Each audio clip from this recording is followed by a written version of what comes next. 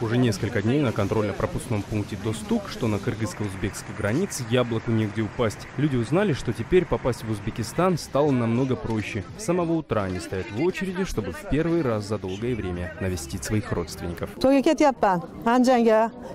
Многие годы жители двух стран не могли просто так навестить родных. Им приходилось писать в Телеграме о похоронах, чтобы перейти границу. Сейчас стало легче. Пропускают через границу теперь не только с приглашением на похороны. Отныне к своим близким кыргызстанцы смогут отправиться, чтобы погулять на свадьбе или тое.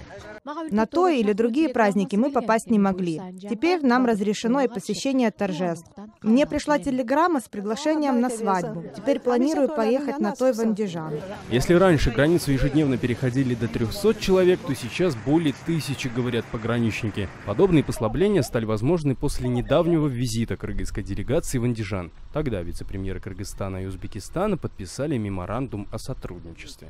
Раньше границу нельзя было пересечь, если у тебя на руках было приглашение на свадьбу или свидетельство о заключении брака. На сегодняшний день на основании этих документов уже пропускают людей через границу.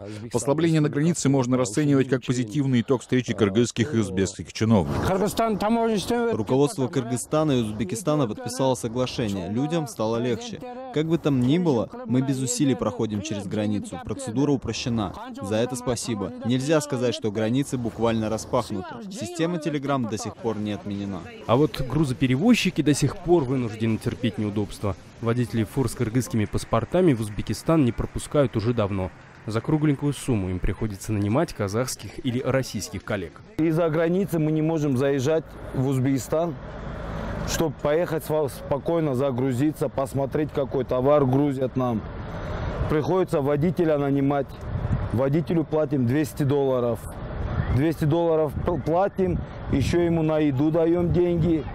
Короче, граница обходится очень большие деньги. Предприниматели надеются, что в скором времени на их проблемы власти тоже обратят внимание и договорятся с узбекской стороной о взаимных послаблениях. Шавкат Тургаев, Эрнис Нурматов. В настоящее время. Город Ош, Кыргызстан.